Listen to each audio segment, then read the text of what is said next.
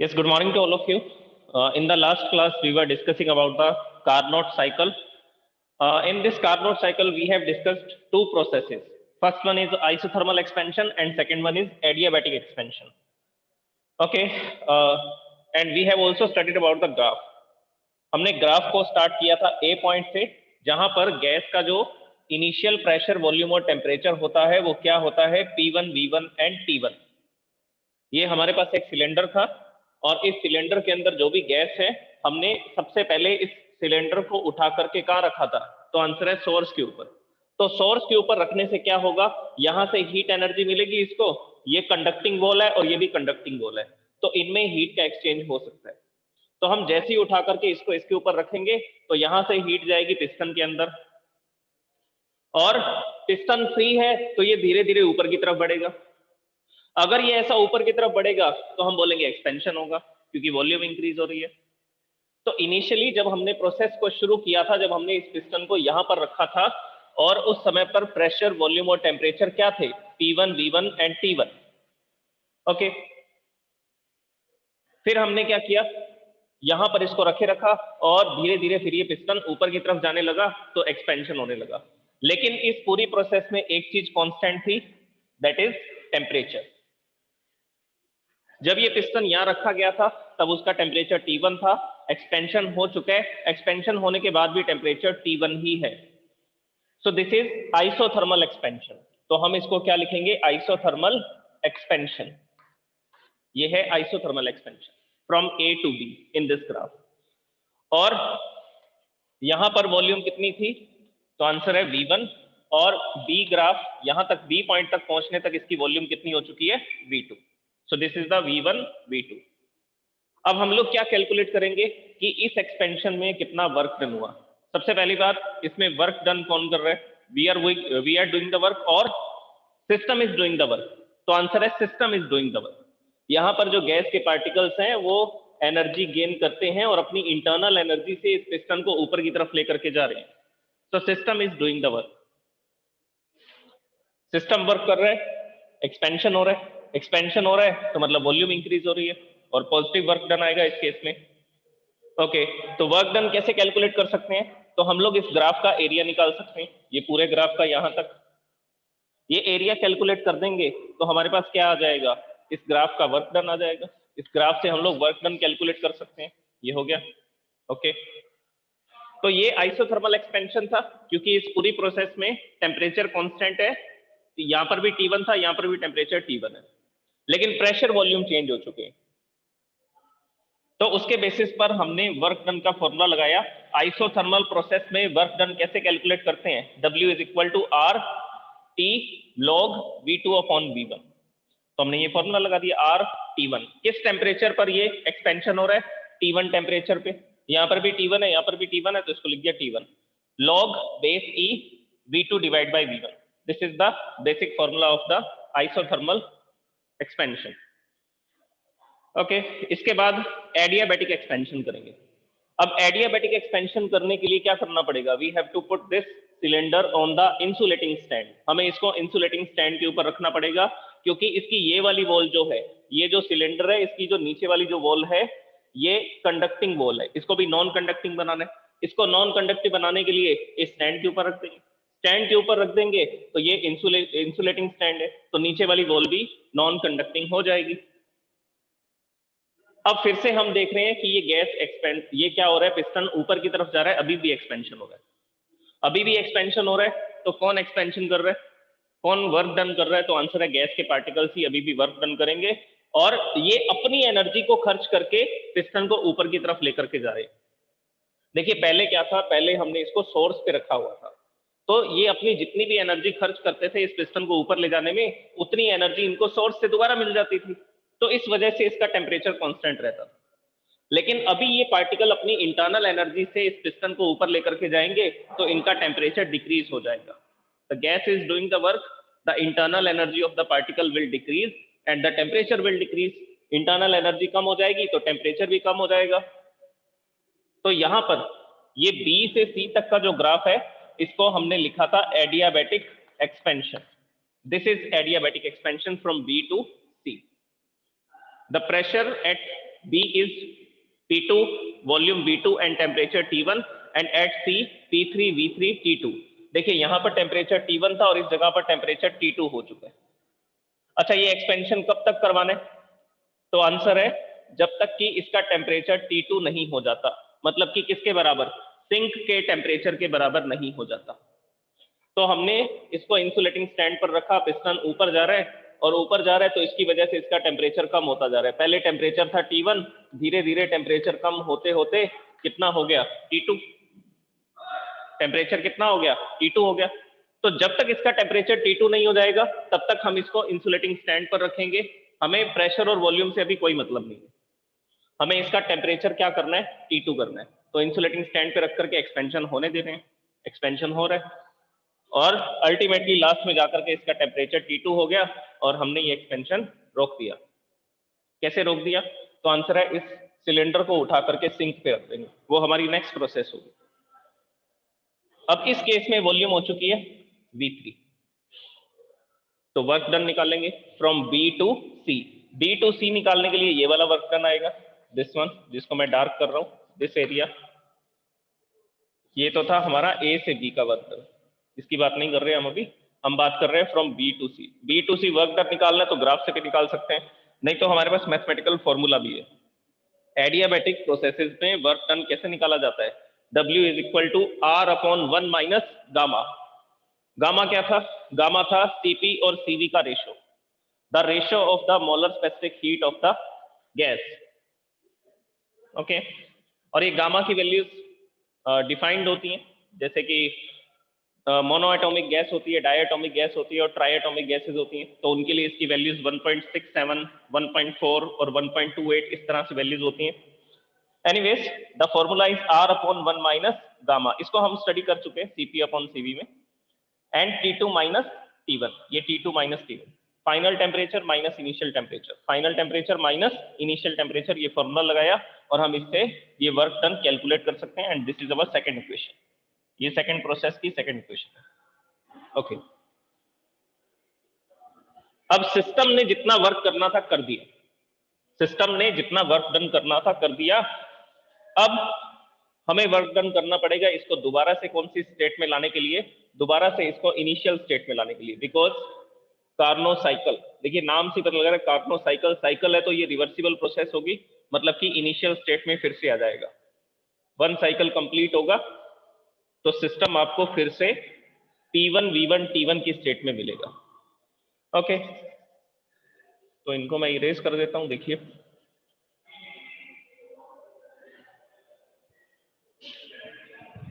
This is the work done by the system, ये system ने work done किया expansion में। अब हमें उस सिस्टम को दोबारा से इनिशियल स्टेट में लाना है। तो देखिए मैंने आपको बेसिक डायग्राम में क्या बताया था, उसमें मैंने आपको ये बताया था कि हमने ये पिस्टन यहाँ लगा रखा था और इस पिस्टन के साथ में एक शाफ्ट लगी हुई थी, दिस इज द शाफ्ट, और इस शाफ्ट के साथ में हमने एक फ्लाई व्हील जोड़ रखा था, एक पुली जोड़ रखी थी। तो क्या होता था, यहाँ पर स्पार्क प्लग था, फ्यूल इनलेट था, फ्यूल आएगा यहाँ से। ओके, तो जब गैसेस यहाँ पर बर्न होंगी एक्सपेंशन होगा, एक्सपेंशन के कारण पिस्टन डाउनवर्ड डायरेक्शन में जाएगा, डाउनवर्ड डायरेक्शन में जाएगा तो इसका हाफ साइकिल कंप्लीट होगा। तो इसका कितना साइकिल कंप्लीट होगा? हाफ रिवोल्यूशन कंप्लीट होगा, और डाउनवर्ड जाने के बाद पिस्टन फिर से कहाँ आएगा? पिस्टन फिर से ऊपर की तरफ आएगा, then another half cycle will be completed, तब एक और हाफ साइकिल कंप्लीट होगा और इसका कंप्लीट वन रिवोल्यूशन हो जाएगा। अब देखिए ये गैसेस पिस्टन को नीचे लेकर के जा रही हैं, ये तो सिस्टम ने वर्क डन किया। अब हम सिस्टम पे वर्क डन करेंगे इसको दोबारा ऊपर लाने में, कैसे? तो आंसर है ये जो हमने फ्लाई व्हील लगा रखा है, ये जो पुली लगा रखी है, इसका मास है थोड़ा ज्यादा, मास ज्यादा होने की वजह से इसमें इनर्शिया ज्यादा होगा। इनर्शिया अगर ज्यादा होगा तो अगर ये मोशन में है तो ये मोशन में ही रहना चाहेगा, तो यहां पर क्या होगा? इनर्शिया ऑफ मोशन काम में आएगा। ये फ्लाई व्हील जो है ऐसा हाफ रोटेट होता है, अब अगर ये मोशन में आ चुका है तो ये मोशन में ही रहेगा, इस वजह से ये अपना कंप्लीट रेवोल्यूशन पूरा करेगा, और पूरा करने के लिए क्या होगा? हाफ रेवोल्यूशन तो तब पूरा हुआ जब एक्सपेंशन हुआ। अब ये व्हील रोटेट कर रहा है, व्हील के रोटेट करने से ये पिस्टन ऊपर की तरफ जाएगा और कंप्रेशन होगा। तो ये फ्लाई व्हील वर्क डन करेगा इस सिस्टम के ऊपर, ये जो फ्लाई व्हील है, ये जो पुली है, ये इस सिस्टम पे वर्क डन करेगी और पिस्टन को ऊपर की तरफ लेकर के आएगी और वन कंप्लीट साइकिल हो जाएगा। तो इसी तरह से यहां पर ये एक्सपेंशन हुआ, ये भी एक्सपेंशन हुआ, दोनों एक्सपेंशन में वर्क डन किया सिस्टम ने। अब हम क्या करेंगे, इसको सिंक के ऊपर रखेंगे और कंप्रेस करना शुरू करेंगे। यहां पर तो हम कंप्रेस कर रहे हैं, और इस सिस्टम में क्या होगा, ये जो हीट इंजन होगा इसमें क्या होगा, इसमें पुली और फ्लाई व्हील लगे होंगे जो इस कंप्रेशन को कंप्लीट करेंगे। तो पहले इस फ्लाई व्हील ने एनर्जी ली इस पिस्टन से, ये पिस्टन डाउनवर्ड डायरेक्शन में आया जिससे रोटेशनल मोशन की काइनेटिक एनर्जी बनी, और वही एनर्जी फिर से यूज होगी, वही वर्क, यही एनर्जी फिर से यूज होगी इसको पिस्टन को ऊपर लाने में। तो कुछ वर्क डन तो मिलेगा, वो उससे हम लोग अपनी मशीन को आगे बढ़ा लेंगे, मोटर जो भी हमारा बाइक या कार है उससे वो आगे मूव करना शुरू कर जाएगी, और बाकी की जो एनर्जी होगी उससे ये पिस्टन फिर से ऊपर की तरफ जाएगा। तो हम सिस्टम से वर्क डन भी करवाएंगे और हमें सिस्टम पर वर्क डन करना भी पड़ेगा। अगर सिस्टम पर वर्क डन करना पड़ेगा तो वो वर्क डन नेगेटिव होगा। तो वो वर्क डन कैसा होगा, नेगेटिव होगा। तो देखिए अब ये कैसे पॉसिबल है। तो आंसर है, इस पिस्टन को उठा करके इस पोजीशन पर रखेंगे, कहां पर रख देंगे, सिंक के ऊपर रख देंगे। तो जैसे ही सिंक पे रखेंगे, कंडक्टिंग वॉल्स हैं, ये वाली जो वॉल है नीचे वाली, ये कंडक्टिंग वॉल है।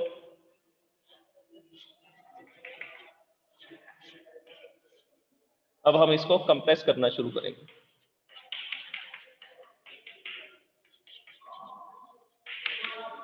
ये इस तरह से इसको डाउनवर्ड डायरेक्शन में लेकर के आएंगे। अब आप सुनिए, कंप्रेशन में क्या होगा, हीट एनर्जी प्रोड्यूस होगी, टेम्परेचर बढ़ेगा। तो हमने क्या किया, इसको कंप्रेस करना शुरू किया, कंप्रेस करना शुरू किया, और इसमें जितनी भी एनर्जी इंक्रीज होगी वो एनर्जी कहां चली जाएगी, वो एनर्जी सिंक में चली जाएगी। देखिए हमने इंसुलेटिंग स्टैंड पर इसका टेम्परेचर कितना कर दिया था, T2। T2 टेम्परेचर करने के बाद इसको यहां पर रखें, ये हमारी थर्ड प्रोसेस है।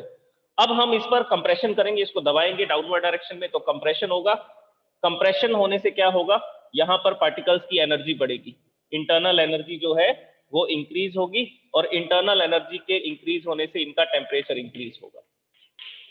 अब अगर यहां का टेम्परेचर बढ़ गया और यहां का टेम्परेचर है T2, क्या होगा, तो ये हीट एनर्जी फिर कहां जानी शुरू हो जाएगी, ये हीट एनर्जी सिंक में जानी शुरू हो जाएगी, फिर से इसका टेम्परेचर T2 हो जाएगा।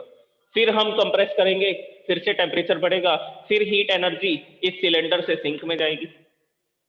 लेकिन ये किस टेम्परेचर पे करेंगे, तो आंसर है कांस्टेंट टेम्परेचर पे, that temperature is T2।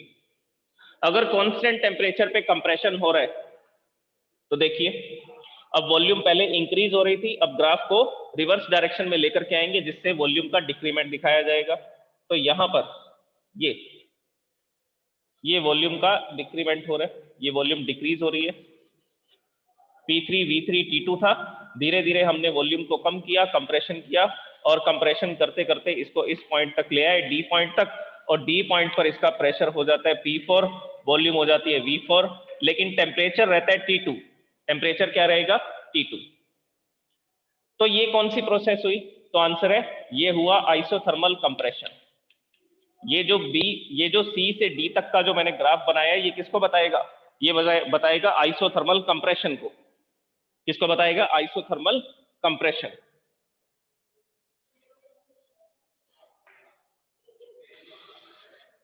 Okay, क्योंकि टेम्परेचर कांस्टेंट है, हम धीरे धीरे इसको कंप्रेस करेंगे, धीरे धीरे इसको कंप्रेस करते जा रहे हैं, और जो जो हीट एनर्जी यहां पर बन रही है, जो इंटरनल एनर्जी यहां पर इंक्रीज हो रही है, वो इंटरनल एनर्जी इंक्रीज होते ही इस सिस्टम का टेम्परेचर बढ़ जाता है, फिर वो सिस्टम हीट एनर्जी को कहां पर रिजेक्ट कर देता है, सिंक में रिजेक्ट कर देता है, फिर से टेम्परेचर T2 हो जाता है। तो इस तरह से यहाँ का टेम्परेचर T2 रखा जाएगा, बार बार कंप्रेस करेंगे, वो हीट एनर्जी सिंक में जाती जाएगी। तो ये आइसोथर्मल कंप्रेशन करेंगे। अब ये जो आइसोथर्मल कंप्रेशन किया, यहां पर मैं लिखता हूं, this is our third process, isothermal compression. अब इस आइसोथर्मल कंप्रेशन में हम लोग वर्क डन निकालना चाहेंगे। ये वर्क डन नेगेटिव आएगा। देखिए नेगेटिव कैसे आएगा, अगर मैं इस ग्राफ का एरिया निकालूं तो यहां से लेकर यहां तक ये ग्राफ बनेगा, ये वाला एरिया आएगा नीचे वाला, यहां से यहां तक C और D के बीच का जो एरिया होगा, और ये work done negative work done होगा, because we are doing the work on the system. और इसके लिए हम लोग क्या फॉर्मूला यूज करेंगे, वो फॉर्मूला मैं आपको बता देता हूं। The formula will be R T2। देखिए फॉर्मूला तो यही लगेगा, आर और किस टेम्परेचर पे एक्सपेंशन या कंप्रेशन हो रहा है, तो आंसर है T2 टेम्परेचर पे हो रहा है। यहाँ पर भी टेम्परेचर T2 था, यहाँ पर भी टेम्परेचर T2 है। फॉर्मूला लगेगा log final volume divide by initial volume. Final volume is V4, final volume divide by initial volume, ये हमारा फॉर्मूला था। ओके, अब हम लोग क्या करेंगे, इसको नेगेटिव वर्क डन शो करने के लिए हम इसको ऐसा लिखना पसंद करेंगे, minus R T2 log base e V3 upon V4। इसको V4 अपॉन V3 की जगह क्या लिख सकते हैं, V3 अपॉन V4 लिख सकते हैं, और आगे क्या आ जाएगा, नेगेटिव सिंबल आ जाएगा, नेगेटिव साइन आ जाएगा। अब ये कैसे पॉसिबल है, तो इसके लिए आपने लॉग के फॉर्मूलाज पढ़े होंगे। This is the formula of log, log m upon n क्या होता है, log m minus log n। अब ये फॉर्मूला मैं यहां अप्लाई करता हूं, क्या लिखा हुआ है, log V4 अपॉन V3, तो क्या होगा, इसको लिखा जाएगा log V4 अपॉन V3, इसको क्या लिख सकते हैं, log V4 minus log V3। अब मैंने यहां से माइनस कॉमन लिया, यहां से माइनस कॉमन लूंगा तो क्या फॉर्मूला बन जाएगा, ये माइनस यहां आ जाएगा और इसको लिखा जाएगा log V3 minus log V4। देखिए माइनस कॉमन लेंगे तो V3 तो log V3 प्लस का हो जाएगा और log V4 माइनस का हो जाएगा, तो माइनस वाला जो डिजिट है हमने उसको पीछे लिख दिया। अब log V3 अपॉन V4 को क्या लिख सकते हैं, ये फॉर्मूला लगा दो फिर से, log m अपॉन n का, तो ये माइनस यहाँ कॉमन रह जाएगा, तो पहले लिखेंगे log V3 डिवाइड बाय लिखेंगे log V4। तो इस तरह से हम इसको चेंज कर सकते हैं, V4 अपॉन V3 को क्या लिख सकते हैं, V3 अपॉन V4 लिख सकते हैं, और आगे माइनस का सिंबल लगा देंगे, माइनस साइन लगा देंगे।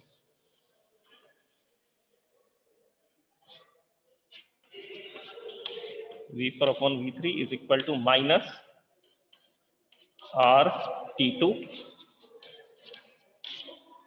log V3 upon V4 with minus sign, ये माइनस साइन हमने यहां लगा दिया। So this is the negative work done in the isothermal compression. अच्छा, अब लास्ट प्रोसेस, अब हमने इसको आइसोथर्मली कंप्रेस कर दिया और इसका टेम्परेचर T2 है और इस पोजीशन पर इसका प्रेशर है P4, वॉल्यूम है V4। अब हम क्या करेंगे, लास्ट में इसको एडियाबैटिकली कंप्रेस करेंगे। एडियाबैटिकली कंप्रेस करेंगे, अचानक से सडनली क्या करेंगे, पिस्टन को नीचे की तरफ लेकर के आएंगे, जिससे इसका टेम्परेचर फिर से क्या हो जाएगा, जिससे फिर से इसका टेम्परेचर T1 हो जाएगा। तो लास्ट प्रोसेस में क्या करने वाले हैं हम, ये जो सिलेंडर था इस सिलेंडर को उठा करके फिर से इंसुलेटिंग पैड पे रख देंगे। इंसुलेटिंग पैड पे रखने के बाद हम इसको सडनली कंप्रेस करेंगे। सडनली कंप्रेस करने से क्या होगा, ये पिस्टन जैसे ही नीचे की तरफ आएगा, जैसे ही नीचे की तरफ आएगा इसका टेम्परेचर इंक्रीज होना शुरू हो जाएगा और T2 से क्या हो जाएगा, T1 हो जाएगा। तो हमने इसको एडियाबैटिकली कंप्रेस किया, एडियाबैटिकली कंप्रेस करके इसको ग्राफ को हम D से फिर से कहां तक लेकर के आए, फिर से A पॉइंट तक लेकर के आए। ग्राफ को फिर से D से कहां लेकर के आए, A पॉइंट तक लेकर के आए, जिससे फिर से इसका प्रेशर वॉल्यूम टेम्परेचर क्या हो गया, P1 V1 T1। जब टेम्परेचर T1 हो जाएगा ना, तो उस समय पर प्रेशर भी P1 मिलेगा और वॉल्यूम भी V1 मिलेगी, because they are interrelated parameters. तो हम जैसे ही कंप्रेस करके टेम्परेचर T1 करेंगे, प्रेशर वॉल्यूम भी क्या हो जाएंगे, P1 V1 हो जाएंगे। तो ये एक कंप्लीट साइकिल हुआ, दिस वन। ये D से फिर से कहां पे चलेगा, ग्राफ A पे चला गया और ये हमारा कार्नोट साइकिल कंप्लीट हो गया। और लास्ट जो प्रोसेस हमने लगाई थी वो क्या है, adiabatic compression. So last process is adiabatic compression so that the gas will come to its initial condition। Adiabatically compress किया जिसकी वजह से जो गैस है फिर से अपनी इनिशियल कंडीशन में आ जाएगी।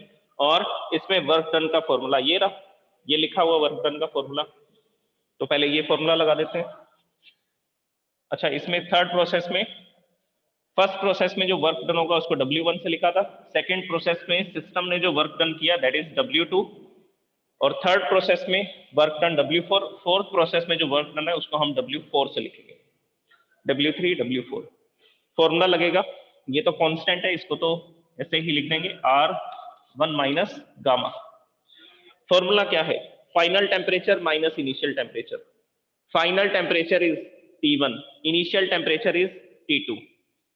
तो इस प्रोसेस में फाइनल टेम्परेचर हो गया T1, इनिशियल टेम्परेचर कितना था T2। आपको सिर्फ ये वाला ग्राफ देखना है D2A, इनिशियल टेम्परेचर था T2, D पॉइंट पर टेम्परेचर था T2, सडनली कंप्रेस करके हमने इसका टेम्परेचर कर दिया T1। So this is the final temperature in this formula, T1 minus T2। अब फिर से यहां से हम माइनस कॉमन लेंगे, माइनस कॉमन लेकर के हम नेगेटिव वर्क डन को शो करेंगे।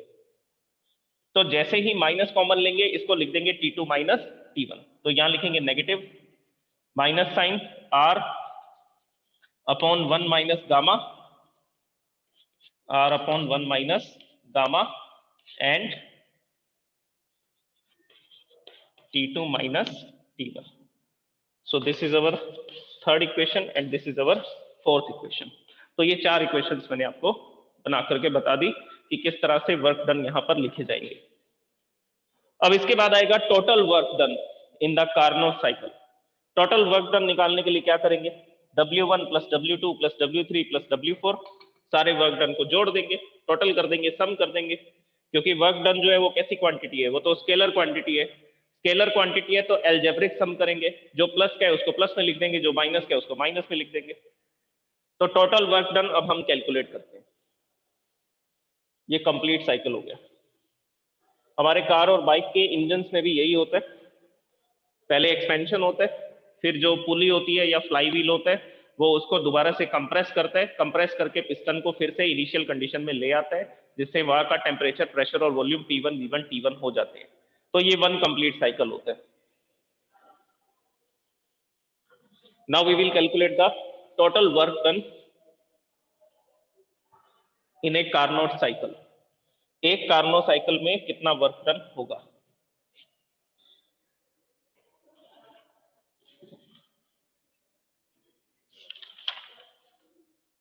Now we will calculate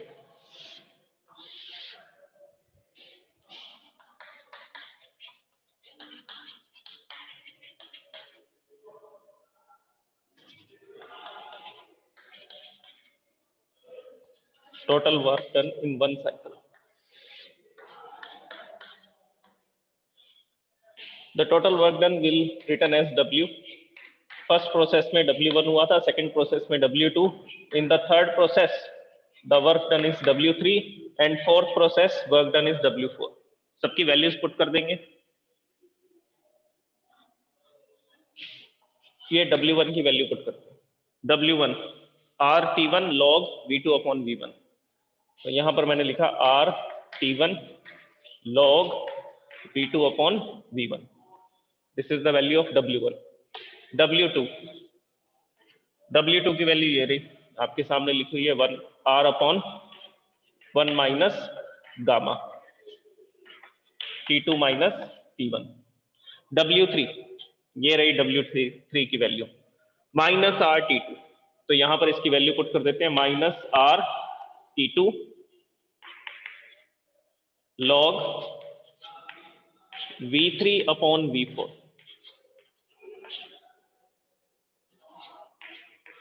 log V3 upon V4। इसी तरह से W4 की वैल्यू क्या है, minus R divide by 1 minus gamma T2 minus T1। तो ये वैल्यू भी यहां पुट कर देते हैं minus R 1 minus gamma T2 minus T1। तो ये हमने सारी वैल्यूज पुट कर दी। अब इसके बाद जो जो कैंसिल हो रहे हैं, जो क्वांटिटीज कैंसिल हो सकते हैं उनको कैंसिल कर देते हैं। इस इक्वेशन के अंदर ये देखिए R upon 1 minus gamma T2 minus T1, ये प्लस है, ये पॉजिटिव है और ये नेगेटिव है। ये पूरी क्वांटिटी प्लस की है, ये पूरी क्वांटिटी माइनस की है, तो क्या होगा, ये कैंसिल हो जाएंगे, सेम क्वांटिटी है, तो हमने इसको कैंसिल आउट कर दिया। तो क्या क्या बच गया इस इक्वेशन में, R T1 log E V2 upon V1 minus R T2 log V3 upon V4। अब देखिए इसमें एक ट्रिक लगाएंगे, वो ट्रिक क्या होगी, तो V3 अपॉन V4 की जगह क्या लिख सकते हैं, V2 अपॉन V1 लिख सकते हैं। अब इसमें मैं एक वैल्यू पुट करूंगा, देखिए ये मैथमेटिकली प्रूफ किया जा सकता है, मैं आपको इसका PDF फाइल सेंड करूंगा, उसमें आपको इसका प्रूफ मिल जाएगा। मैथमेटिकल कैलकुलेशन है, इसमें टाइम खराब होगा तो हम वो नहीं करेंगे, तो मैं डायरेक्टली इसका आंसर लिख रहा हूँ। जनरल कैलकुलेशन है, ज्यादा मुश्किल नहीं है। V3 अपॉन V4 की जगह पर क्या लिखा जा सकता है, V2 अपॉन V1 लिख सकते हैं। तो ये वैल्यू हम लोग इसमें पुट कर देंगे। V3 अपॉन V4 की जगह क्या लिख देंगे, V2 अपॉन V1। ये देखो ये लिखा हुआ V3 अपॉन V4, इसकी जगह क्या लिख देंगे, V2 अपॉन V1। तो जैसे ही वैल्यू पुट करेंगे फॉर्मूला क्या बन जाएगा, देखिए R T1 log E V2 upon V1 minus R T2 log base E V2 upon V1। ये फॉर्मूला बन गया। अब इसमें देख लो क्या क्या कॉमन आ रहा है, तो आंसर है log, एक तो R कॉमन आ रहा है और एक कॉमन आ रहा है log V2 अपॉन V1। तो हम इसका अब फाइनल फॉर्मूला बना देते हैं टोटल वर्क डन का। देखिए वर्क डन अगर कैलकुलेट कर लिया तो हमारे लिए बहुत आसानी हो जाएगी, क्या कैलकुलेट करने में, एफिशिएंसी। एफिशिएंसी में हमने पढ़ा था ना आउटपुट डिवाइड बाय इनपुट, तो आउटपुट क्या होगा, net work done, total work done, और इनपुट क्या होगा, जो हीट एनर्जी हम सिस्टम से ले रहे हैं, दैट इज Q1। तो देखिए फाइनल फॉर्मूला होगा W इज इक्वल टू, एक तो R कॉमन आ रहा है और एक log V2 upon V1 common आ रहा है, तो इसको लिखेंगे R log E V2 upon V1, यहां पर है T1 और यहां पर है T2। T1 is the temperature of the source and T2 is the temperature of the sink. So this is the total amount of work done in the one complete Carnot cycle. तो एक Carnot cycle में ये work done होगा, ये हमारा final formula. Okay अच्छा, अब system से हम कितनी हीट एनर्जी ले रहे हैं, तो आंसर है हम सिस्टम से जो हीट एनर्जी ले रहे हैं वो ये वाली है, R T1 log E V2 upon V1, और ये जो था इसको हमने W1 से लिखा था, ये जो W1 है इसको हम Q1 लिख सकते हैं, the heat energy drawn out from the system, the heat energy taken from the source, source से, सिस्टम नहीं सॉरी सोर्स बोला जाएगा। तो ये वो हीट एनर्जी है जो हम किससे ले रहे हैं, जो हम सोर्स से ले रहे हैं। याद कीजिए W1 निकालने के लिए, वर्क डन निकालने के लिए हमने सिलेंडर को सोर्स के ऊपर रखा था, जब सिलेंडर को सोर्स के ऊपर रखा था तभी तो वहां से ही वो हीट एनर्जी ले पा रहा था और थर्मल एक्सपेंशन कर रहा था, आइसोथर्मल एक्सपेंशन कर रहा था। तो W1 जो वर्क डन है वो एक्चुअल में क्या है, the heat energy drawn from the source. उसके बाद W2 वर्क डन कैसे निकाला था, W2 वर्क डन कैसे निकाला था, तो आंसर है एडियाबैटिक एक्सपेंशन से, और एडियाबैटिक एक्सपेंशन करने के लिए हमने सिलेंडर को इंसुलेटिंग स्टैंड पे रख दिया था, और इंसुलेटिंग स्टैंड पे जैसे ही रखेंगे तो अंदर की हीट एनर्जी बाहर नहीं जाएगी और ना बाहर की हीट एनर्जी अंदर आएगी। तो इस प्रोसेस में तो हम हीट एनर्जी ले ही नहीं रहे, सेकंड प्रोसेस में एडियाबैटिक एक्सपेंशन में, और इनमें कंप्रेशन में तो हम एनर्जी दे रहे हैं, हम वर्क डन कर रहे हैं, तभी तो उसको इनिशियल स्टेट में लेकर के आ रहे हैं। तो सिर्फ यही कंडीशन है जिसमें हम लोग सोर्स से क्या करते हैं, हीट एनर्जी लेते हैं। जो हमारा सिस्टम है, जो हमारा हीट इंजन है, वो सोर्स से हीट एनर्जी लेते हैं इन द फर्स्ट प्रोसेस। इस प्रोसेस में हीट एनर्जी एब्जॉर्ब की गई थी सोर्स के द्वारा, सोर्स से, और किसने की थी, सिस्टम ने। सो ए से बी तक का जो ग्राफ है वो बता रहे हैं कि हम कितनी हीट एनर्जी ड्रॉ कर रहे हैं सोर्स के through. Okay, so this is the work done. अब इसके बाद हम लोग पढ़ेंगे एफिशिएंसी को, कि सिस्टम की एफिशिएंसी कैसे निकाली जा सकती है, और एफिशिएंसी निकालने के बाद हम क्या करेंगे, इसके न्यूमेरिकल्स को करेंगे। Okay, thank you so much.